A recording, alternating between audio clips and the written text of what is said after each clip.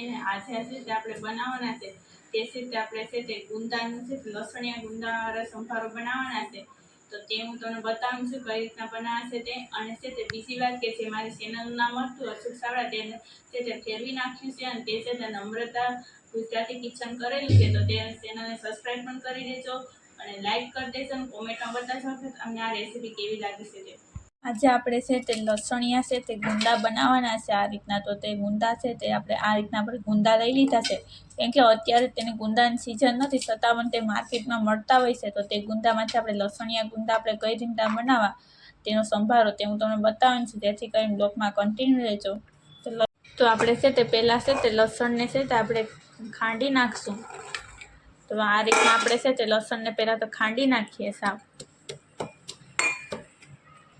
તો હવે આપણે છે તે લસણ છે તે ખંડાઈ ગયું છે. તો ત્યાં સુધીમાં આપણે છે તો હવે આ રીતના આપણે ગુંદા છે તેને આપણે છે તો આ રીતના આપણે ઉપરથી પાડી નાખશું દાંડલી, અને તેને આપણે છે તો આ રીતના કરીને તેને આપણે ભાંગી નાખવાનું છે આ રીતે. અને તેને અંદરથી છે તો આપણે આ રીતના કરીને ઠરીઓ છે તો અંદરથી કાઢી નાખવાનું આ રીતના. અને આ રીતના આપણે છે તે બધા છે તે ગુંદાના છે તે ઠરિયા બહાર કાઢી નાખીએ. અહીં તમે જોઈ શકો છો કે આપણે છે તે ગુંદાને છે તે આ રીતના આપણે અંદરથી છે તે ઠરિયા કાઢી નાખ્યા છે અને તે છે તે ભાંગી નાખ્યા. તો હવે છે તેને આપણે મસાલો પહેલાં તો કરી નાખશું. તેના માટે થઈને અહીં આપણે છે તે લસણ છે તેને પણ આપણે આ રીતના ખાંડી નાખ્યું છે. તો તેની અંદર હવે આપણે પહેલાં કયો મસાલો નાખવો તે હું તમને બતાવું છું. તો તેના માટે થઈને અહીં આપણે છે તો અડધી ચમચી જેટલું આપણે મીઠું એડ કરવાનું છે અને લાલ મરચું છે તે આપણે નાખવાનું છે. લીલા મરચાં નથી નાખવાના. તો લાલ મરચું છે તો આપણે વધારે નાખવું પડશે થોડુંક. તો તે અહીં આપણે છે 4 ચમચી જેટલું આપણે લાલ મરચું નાખી દઈશું આ રીતે. અને હવે છે તેની અંદર આપણે છે તે હળદર નાખવાની છે. તો અડધી ચમચી જેટલી આપણે છે તેની અંદર આપણે હળદર નાખી દઈશું. અને હવે છે તેની અંદર આપણે ધાણા જીરું પાવડર છે તે આપણે 2 ચમચી જેટલું નાખી દેવાનો છે આ રીતે. હવે છે તેને આપણે ખાંડી નાખશું આ રીતના. સરસ મજાનું મિક્સ કરી લઈએ લસણ સાથે. તો અહીં તમે જોઈ શકો છો કે આપણે છે તે સરસ મજાનું છે તે લસણની સાથે છે તે બધા મસાલા મિક્સ કરીને એક સરખા કરી નાખ્યા છે ખાંડીને. તો હવે છે તેને આપણે છે તે કાઢી લેશું આ રીતના. પહેલાં તો એક પેલામાં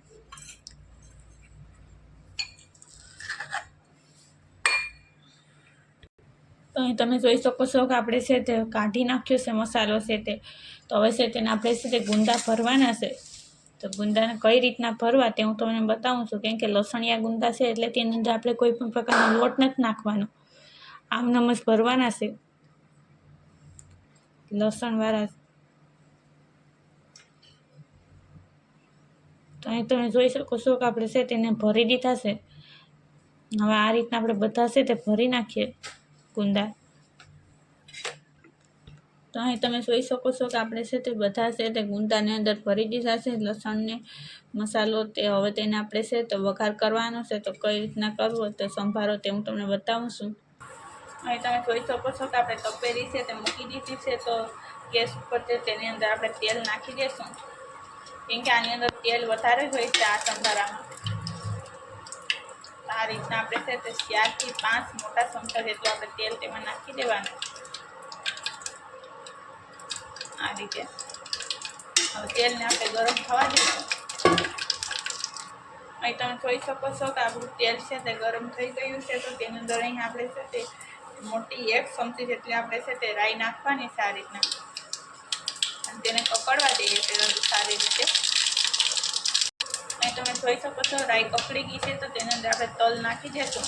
તેને આપણે ચેક કરી દઈશું થોડીક વાર, એટલે છે તે તલ છે તે બહાર ન નીકળી શકે. હવે તેની અંદર આપણે છે તે ગુંદા નાખવાના છે.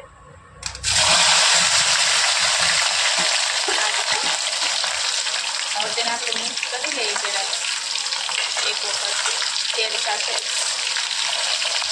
હવે છે તેની અંદર આપણે છે તે મસાલો બધી કરવાનો છે, કેમ કે આપણે તેની અંદર માત્ર આપણે છે તે મીઠું એડ કરવાનું છે ને હળદર થોડીક નાખવાની છે.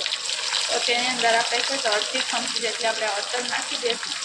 અને આપણે છે તો અડધી ચમચી જેટલું આપણે છે તે મીઠું પણ નાખી દઈએ આ રીતના. અને હવે છે તેને મિક્સ કરી લઈશું આ રીતના.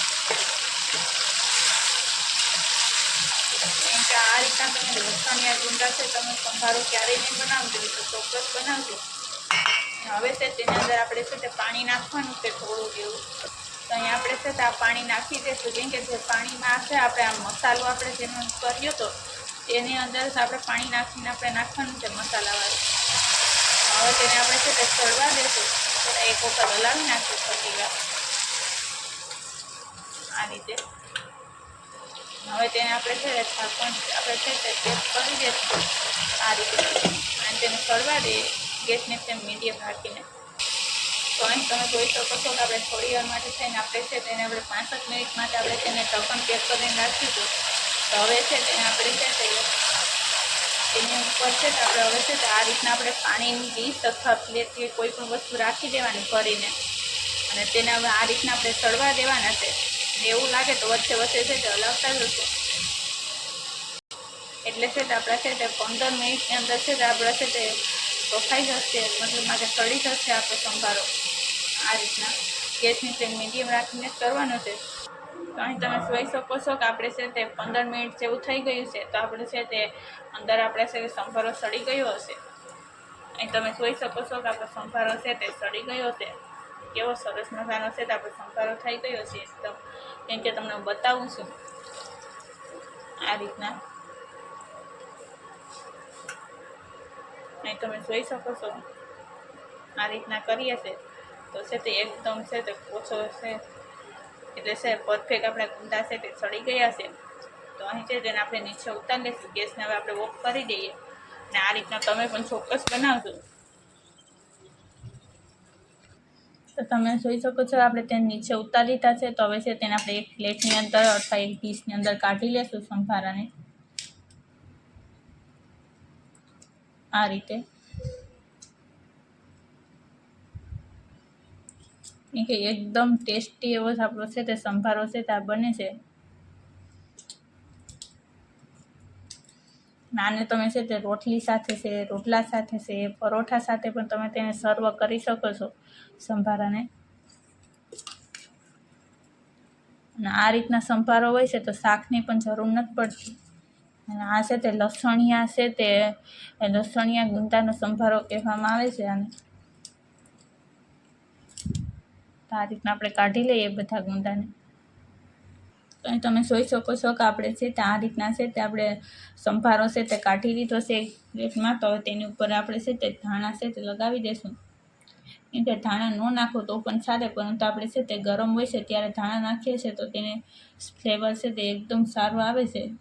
તો એટલા માટે થઈને આપણે ધાણા લગાવી દઈએ ઉપર.